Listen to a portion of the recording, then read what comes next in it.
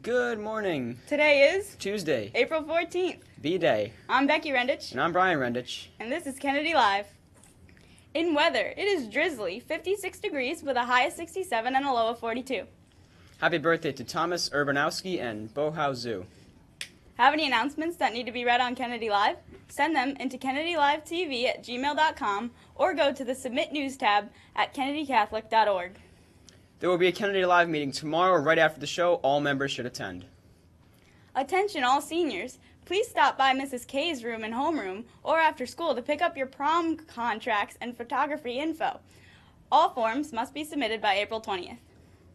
Mrs. Morris will be holding AP multiple choice practice sessions after school on the following dates: Wednesdays, April 15th, 22nd, 29th, and Monday, May 4th. The first 3 sessions will begin promptly at 2:45 and end at 3:30. We will go over strategies to use with the different types of multiple choice questions. The last session on May 5th will begin at 2:45 and end at 4 p.m.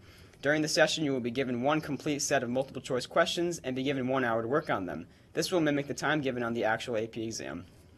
Seniors are advised that senior class standing is currently being evaluated. Any senior intended to be seriously considered must submit all Christian Community Service hours by Wednesday, April 15th. Mrs. McGowan will be holding review sessions for the AP US History exam in room 107 every Tuesday and Thursday until the day of the exam in May. Please bring your Princeton review book with you. And now for In the News with Jordan. Good morning, I'm Jordan Hopkins and this is In the News. Our top story today: the federal government expects oil output from U.S. shale formations to see its first monthly decline in more than 4 years.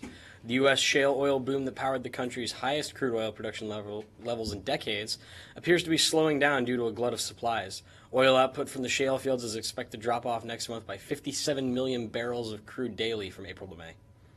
And today, as Nigeria marks a year since the abduction of 276 schoolgirls from the northeastern town of Chibok by terrorist group Boko Haram, the nation's president-elect, Muhammadu Buhari, said he could not promise that his government would be able to find and rescue those still in captivity. But he said if they were alive, his government was doing its best to save them.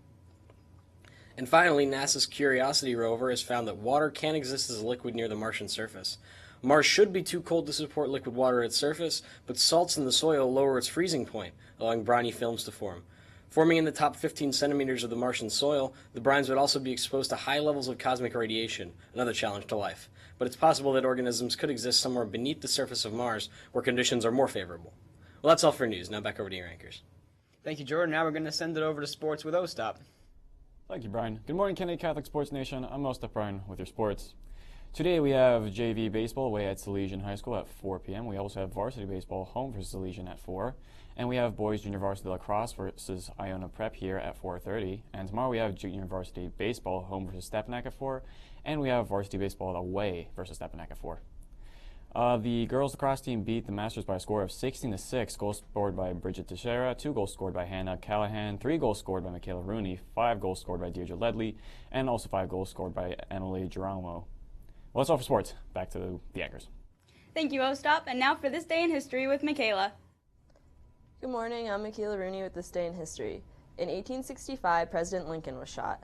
In 1912, the Titanic hits the iceberg. And in 1960, the Montreal Canadiens win their 5th consecutive Stanley Cup. That's all for This Day in History. Back with the anchors.